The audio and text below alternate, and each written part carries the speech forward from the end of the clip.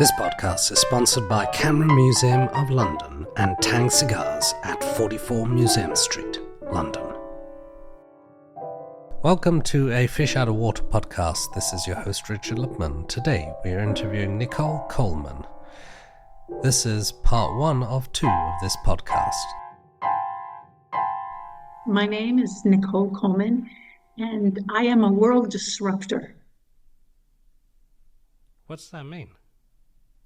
What it means is that as a Heyoka empath, I was born with the ability to see the blind spots of a human being and of the trends in society that people are not aware of, but they are accustomed to the result of that, their pain, their anxiety, their split personalities, the men's depression rates, men being overly emotional, women being stuck in their mind, the whole reversal system that's going on, the whole more seminars, more motivations.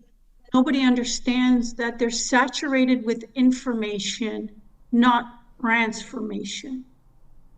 And in order for you to transform, like most people read content or listen to influencers, but content is not always alive. It's not always charged.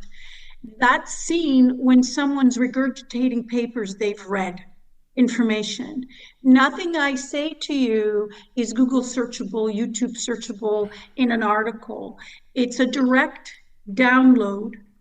And because I have my fingers on the pulse of the public, often when I'm on my lives, which people can reach me at Tik Tok, I love Heyoka 777, people will say, oh my God, I feel like you're talking to me.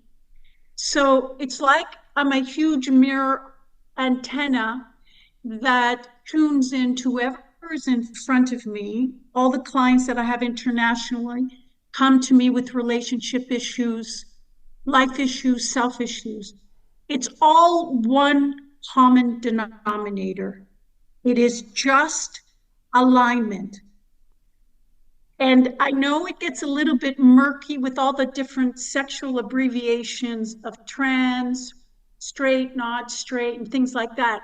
But it still works to the core, because even in a same-sex marriage, only one can assume masculine energy, and only one can be the receptive, seductive, playful, little childlike feminine energy. Each has their own tools. And actually, it's those relationships that is very definitive in their action that you can see who's who. When you approach a same-sex couple on the street with a flyer, you'll see the masculine will take the flyer, not the feminine. But in today's society, with the regular men and women, the women are in the male psyche mentality, emotional setup, physicality, behavior, and have a need to conquer, crap, be territorial, war on war with girl on girl hate. That's why it's so popular. Fighting after a guy. Do you know how pathetic that is to any woman that has a sense of what value she brings as a woman?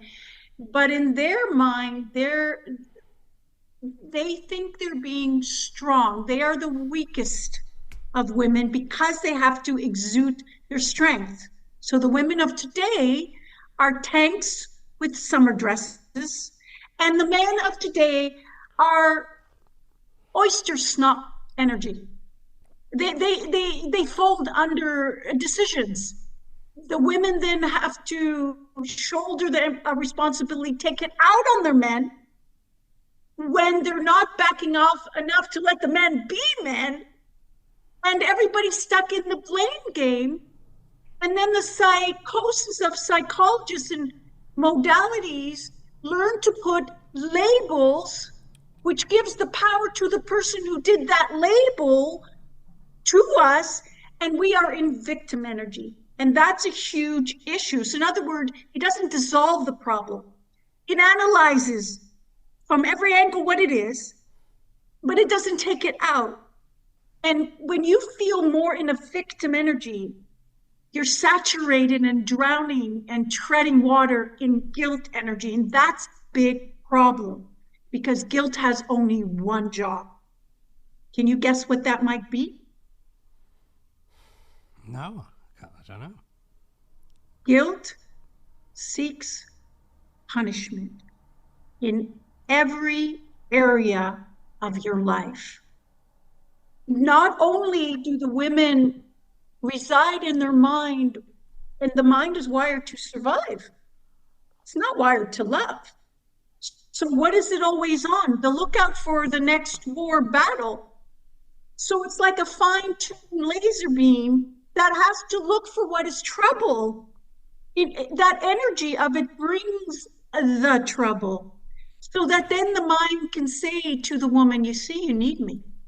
You can't just rely on your heart. You need me. I need to protect you. Because the women are attracting that which they fear, because they're in fear energy, and love can't exist where there's fear. And being in your divine feminine energy is your biggest power base, if you know how to get into it, because fear can't exist in the presence of love. In the presence of love, why is it so powerful? Feminine energy is love energy. She's irresistible as fuck. She's magnetic as fuck. People want to give gifts. People want to bend over. They just want to be around. She's giving off some stuff that is very yummy. And why is love energy so powerful? It's not because people need it. What's the power behind it? Love is pure light. Nothing can fuck with it. You can't get roaches and parasitical entities coming to crawl up your butt, because it will singe the minute it comes near your light. So, when they say, oh, that person's a whole other world, yeah, nothing negative affects their world, because they're completely in that world. They're not observant of your rules and regulations. So your energies don't stick to them and doesn't affect them. They're immune. Oh, that's very interesting. So we're going to continue with some questions about energies and masculine, feminine, and Gen Z. But before that, I'd like to know, what's your background in life, and what's your life experience that people. Well, you know how they say, Richard, that the answer is always embedded in the question.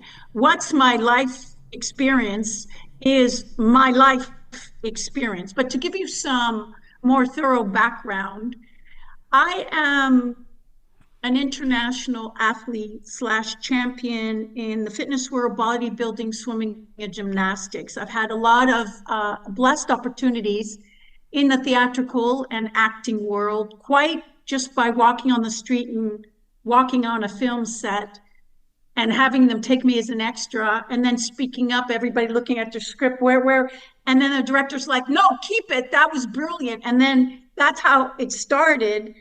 From there, I got passed around to then acting in movies, attracting managers, going to New York, getting in the William Esper Academy, doing very well there. So I have a lot of that. I'm also an international trainer. I've patented a connective tissue stretching. It's a system that I use that heals people's bodies because of my background in ballet, in training and gymnastics, and my Heyoka empath abilities, which I'll get into in a minute, because it's psychic as well. Because I see things in the dark and I see them around the corner, or I understand, it just comes to me a picture of where the problem is and what to do. And it's hard to explain to someone who doesn't have that. But basically, people around me who are sick, including strangers, say, I don't know why, I don't feel sick around you. They go into their pocket to throw away their heart pills. And I'm like, no, don't do that. But I get that a lot. So since I was a little girl, I've gathered crowds by words I've spoken. So it started in grade 3 or 4, where all the boys in the classroom would just follow me home with their bikes. And we'd sit on the porch and I'd talk to them. And the lady next door would say to my mother, you know, I keep an eye on your girl if I were you. Look at all the boys here. And my mom looked at her like, what's wrong with you? She's talking to them about life and love. And that's what I was doing. And it was really interesting when you look at the pattern in your life, because when I tried out in the play of Oliver Twist for Nancy, I got Fagin. That's who I got. It was just boys. It was crazy. It was crazy. When I was doing the Edwardian salon in New York, and I really didn't want to do the improv of any big part, because I wanted to do my physical training championships, and I just went into the school to finish with it. But when we went to see what parts we got, I'm like, I guess he forgot to put me. Oh, well, no work. Okay, bye. And they're like, no, Nichole, come back, look up. And I'm like, because it descends as lesser, the acting role. And I'm looking and they're like, look up, look up. He put me as Queen Victoria. And I'm like, no, I rush into the office. I'm like, I wanted to be the maid who picks up the cat shit, because if you put me as a queen, I'm going to change all the rules. Because if the maid falls, I'm going to pick her up and bring her to my dinner table. You don't want to do that. But that went really well, because I prayed to God that I would land commercial and not have to do the improv. And that's exactly what happened. So we've got the athletic background. My whole entire life, and I guess it started when I was 4, when I talked to rabbis or other, And people you like were that. brought up where?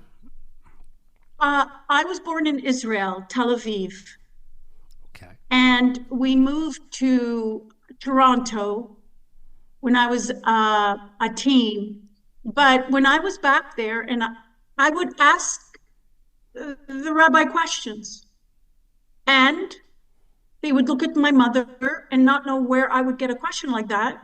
And when they give an answer, they would not understand how I could elaborate on it, or further pierce the little diluted answer they were giving to what they thought was a 4-year-old. So in other words, I took notice right away, and especially my mother's friends, my father's family friends. I realized after I buried them, when their friends would be there at the home, they would talk about how they saw me, and I'd say, all of you would just ignore me. Why did you do that? As a little girl, I remember you would talk to all the other kids, all the other siblings, but you would talk to me, and they'd look at me and they said, because you were a dangerous child. And I said, what do you mean? The things that came out of your mouth and what you said to the adults made them feel very naked. So it was very clear to me that what I took for granted everybody could do, and that also happened in school when teachers were talking about not cheating on tests and what cheating means, telling a lie. And in my mind, I saw her in her pajamas in a different home with a different man, and I said that out loud, and I got expelled. She got fired. It was a mess. But I learned that. But then as I started to be with people, because I'm not a conventional sort of hi, how are yous and schmooze, I would just see a person in the gym, and maybe I'd see a biker, 300-pound biker, but I'd see something about him. I'd say, you, come here. And he'd look at me kind of like in shock, because here I was, this little thing training with my baseball hat and like triple X sweats just draped on my little body, and he's this big fat thing, and he comes up to me. It was humorous, and I said, listen, right now I know that you're going through, and I'd look to the side, and he'd come over in my view. I'm like, get out of my way, I have to see. And he was laughing, and I'd see his whole scenario, and I would tell him, You're going through this, but don't worry because it's going to come round circle because that thing you forgot that you did, that this and this, and people's eyes would well up. Men would crush my face to their chest, tell me I'm their soulmate. And I'm like, no, no, I'm just the messenger. It would be a lot of things like this. I started seeing things happening in the gym regarding women. And that's how I knew there was a whole reversal thing. And I saw it 15 years before it was apparent, like right now. And I wrote about it in my book, The Wisdom of the Penis, because I noticed it in the gym. You know how when you see a movie and there's robbers, thieves, and all the lights are off, but they've got these special glasses that shows you the laser of where all the trap wirings are? That's how I see. I can predict that woman over there is interested in this man here near the water fountain. It's going to take her exactly 15 minutes to make her way here, and then she's going to go here. Meanwhile, he's going to notice something. So he's going to fake going to the bathroom in order to bump into her. If I was shooting a film, a reality show, and I predicted what was about to be happening, it would happen, and it would be a sensation. So it is through my upbringing and also bullies. I never had friends. I had people that wanted to take me out or the most popular person, and each one would be my friend. Why? Because when they would tell me, you know, Nichole, you're going to die at about 3 o'clock, 3:05. Yeah, I know, I've heard. Can you just let me get through? Because I got shit to do before, you know, my deadline of meeting this Donna Smith fat cow that wants to do me in. And I literally I started going outside the window in the back of the football yard because I wanted to escape, you know, having my lights punched out. But then I said, no, I didn't do anything. And so I made it through the crowd, and I had said, get out of my way. Oh my God, she's looking for you. I said, I know, get out of my way. And I finally would see, you know, little Donna Smith with freckles and her nostrils like flaring. I've been looking for you. I'm like, I know. And I've been looking for you because there's something you need to know. You know, that friend that you think is really close. And all of a sudden, I gave her insight. I said, how could this be if this be? She looked at me. She cocked her head. She took a deep breath. She hugged me, said, I'm always here for you. I don't know what happened to that other person.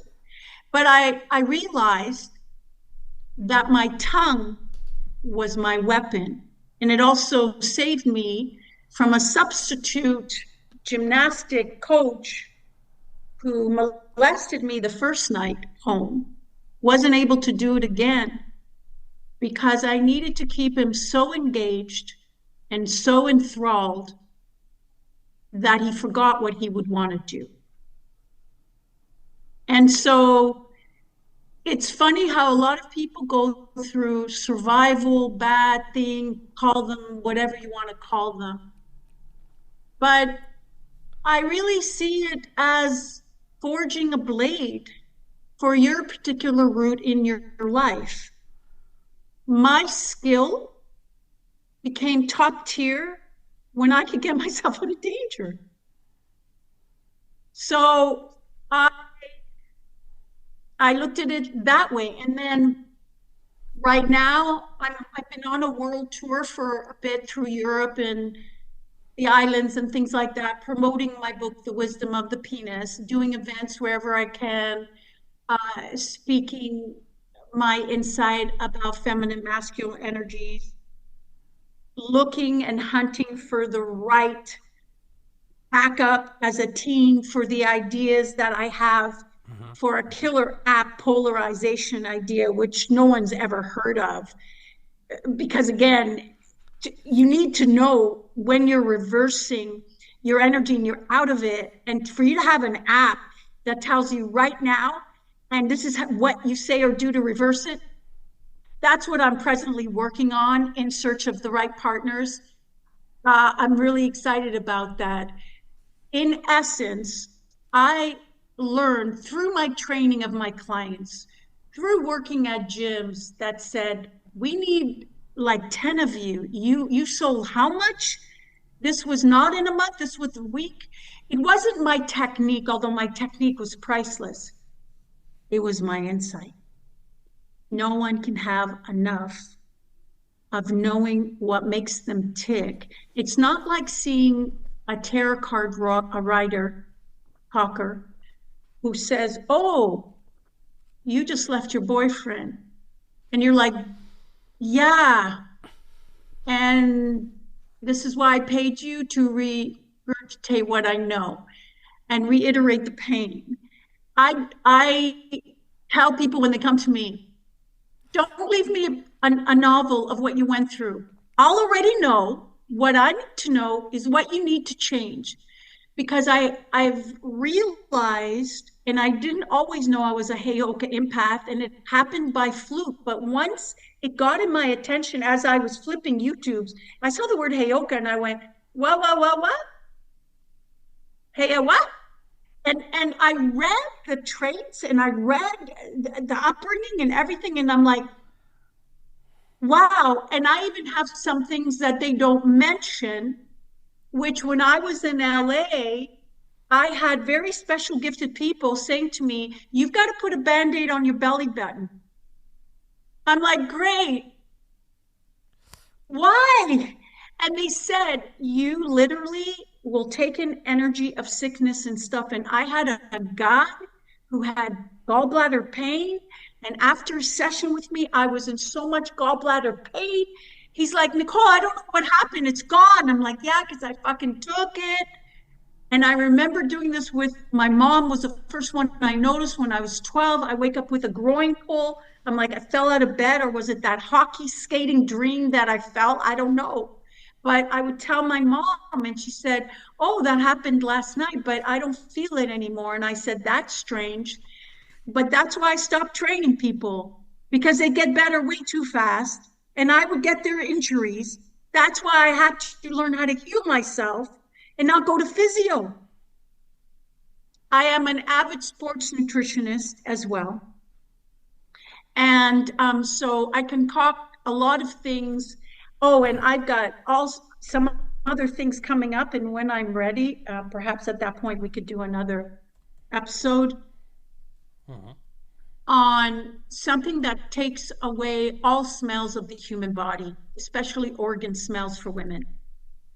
And I think that's going to be very useful and doubles up as a facial glow and armpits and feet and breath. So I'm really looking forward to that. So when you ask about my life experience, when I wrote The Wisdom of the Penis, it was a 12-year ordeal. In those 12 years, I'd be at 5 different Starbucks doing what? Listening and volunteering my insights to girls and guys who all of a sudden I had parents coming in and go, "What did you say to my girl? She dropped her abusive boyfriend. She's been with him since she was 12. We've sent her to the most expensive NLP and psychosis and all this. I talked to her for 15 minutes. She dropped him." And so I was quite a celebrity. Do you remember what you said to her? Yes, I do. I get pulled to say what is most familiar with a person. So it's not like I had a protocol. She said to me, what I recall was, "Nichole, my mother always said that Jesus forgives." I said, "Aha." And she said, "And that's why when Dad came back after 10 years, he was with a different woman, and he recently came back, she forgave him." So I said, "Aha." And then I said to her, "Do you believe God is powerful?" And she said, "Yes." "Do you believe if the devil, if there was a devil, and he was in front of God and he spit in his face, would God say, 'Now it's okay, do it here now on this side'?" And she just kind of went like, shook her head and said, "No, He wouldn't. That's right. He wouldn't. He would step aside. He would no longer deal with a spitting devil. It would not be in his territory. That's all it took, because how the mother formed that template was disruptive to her sense of dignity and was rooted back in Eve and Adam's perceived first time error as sin, thereby abandonment, cast you out. Which, if you think about it, makes a human being feel unvalued and needs to do things to gain the love of God. And I'm tearing all that apart in my next book called The Supernatural Badass. But for right now, what I'm getting ready to release, and it's a lot of fun because it's in the jargon of 20, 30-year-olds, and of course, Gen Z. It's ghosting, it's takers, it's fakers, it's everything that is going on today in an ebook. I've created something called The Sacred and Feral as Fuck Creology, consisting of 3 books. Book 1, Chaos, Meet Wisdom, The Cosmic Roast. Book 2, From Chasing to Chosen, Savage Status.